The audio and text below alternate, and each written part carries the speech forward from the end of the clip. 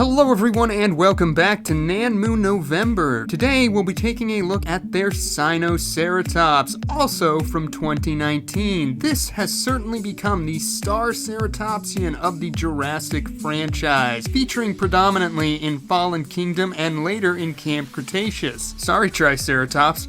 Anywho, it was great to see a screen-accurate take on this new animal coming from Nanmu, and this was a rare case where they actually beat Mattel to the punch in producing a screen-accurate take on the new dinosaur. Given the fact that the animal went toe-to-toe with the Carno in the film, it was only natural for Nanmu to produce the two practically side-by-side, and even now I feel this is your best bet for recreating that scene from Fallen Kingdom. But how does the model fare on its own? Well, let's find out. If we take a look at the head of this Sinoceratops, I think it is beautifully well done and easily the best part of this figure, as it should be. The horns are very well sculpted and retain their off-putting sharpness both in look and in feel, I might add. They have a gorgeous transition of color, lovely texture, and the gloss, which oftentimes bothers me on dinosaur models, actually works to draw the eye to those features without being garish. All of the other details on the face are a slam dunk. You can see that the Sinoceratops is sculpted in a mostly closed mouth position, just the slightest opening between the upper and lower beak there, and the wrinkles around the mouth, nasal horn, and eyes all have a lovely weight and movement to them. The scale details on the frill are highlighted quite well with that dark green dry brush, and those not at all sensible but all the same eye-catching holes in the frill look great. The patterns featured in the film design are present, if a little desaturated. The eyes, which are something Nanmu always does well, look bizarrely human with white scleras and brown irises. Kinda weird, but I don't dislike it. One thing I'm not a huge fan of though is the placement of the ear holes right above the cheek horn. I wouldn't expect that to be the location of the ears, and they just look ineffective and plopped onto the head. But that is a minor complaint, and overall there's a sort of serenity in the head of this model. It has a lot of character behind it and I quite enjoy the look of it. Like many Nanmu figures, this Sinoceratops features a single point of articulation at the back of the skull. You can rotate the head around the base of the neck on a ball and socket joint, not really in a big way, but enough to give you some subtle variation in your display.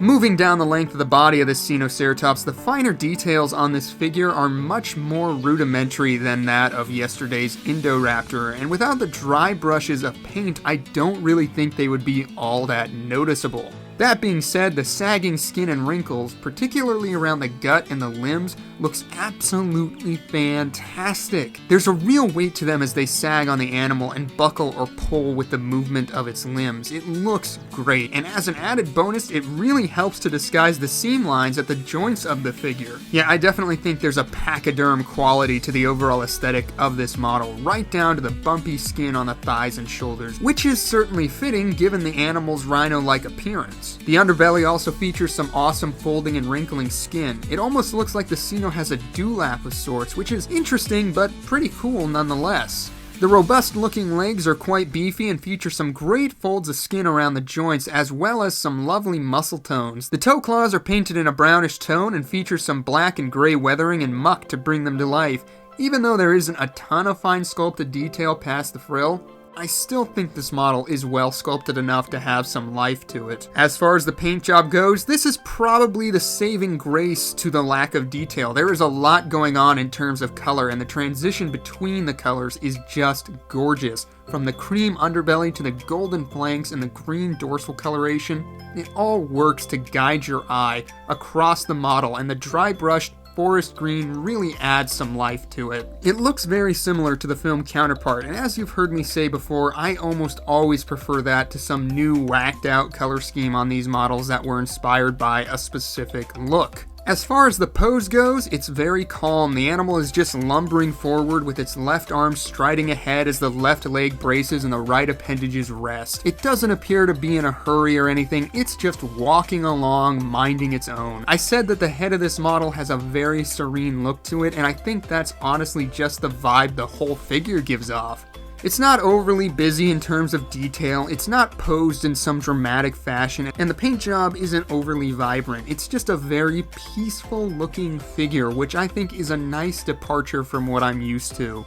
As far as the size of this model goes, you're looking at roughly 11.5 inches long or 29 centimeters from tip of snout to tip of tail, and when the head is held high, it comes in at roughly 4 3/4 inches off the ground or 12.5 centimeters. The model is also very hefty for its size, so you know you're getting a solid, well-made piece. For a size comparison, here it is with the aforementioned Carnotaurus by Nanmu, and I think they size up great with one another, much better than the weirdly scaled Mattel line. That being said, I don't think they really play off of one another all that well, and that's due in large part to their fairly neutral poses. You can still somewhat recreate that encounter from Fallen Kingdom, but it doesn't look like either of their hearts are in it. The Sino is largely unbothered, and the Carno isn't putting in much effort. I guess they both saw the movie, they both know how it ends, they're not worried. So yeah, kind of a shame they don't play off of each other better, but not the end of the world, I suppose. Next up, here it is with yesterday's Indoraptor, and you can get an idea of the disparity in style between these two sculpts. It's kind of night and day in terms of fine detailing and basic forms. And for a final dinosaur comparison, here it is with the new Mattel Soundstrike Sinoceratops. And yeah, these aren't really fair comparisons, but it works to highlight the difference between a $15 action figure and a $50 collector's item.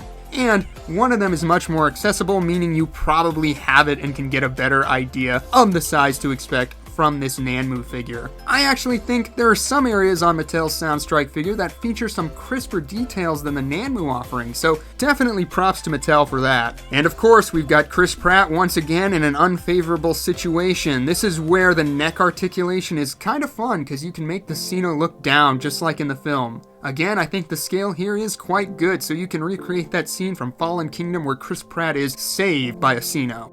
And there you have it, guys and gals. That is going to do it for our look at the Nanmu Sinoceratops. It may not be as flashy as some of the other figures, but it possesses a unique charm to it that makes me smile. For that reason, I'll again say that I dig this model, and if you're a fan of Fallen Kingdom and the new edition of this animal, I don't doubt that you would too. If you were hoping to pick this figure up, it retails in that $60 range, so not exactly cheap, and I wouldn't say this is my most recommended Nanmu product if price is a concern, but regardless, you are getting a film-accurate, high-quality product, and as always, I will be sure to leave some links below. But of course, I do want to hear what you guys think. Do you have this Sinoceratops? Are you planning to pick it up? What Ceratopsian do you hope to see in the new Jurassic stories? Drop a comment down below, and as always, thank you so much for tuning into today's review. I hope you enjoyed it, and I hope to see you again tomorrow when we take a look at a certain Jurassic predator. But until then, bye-bye.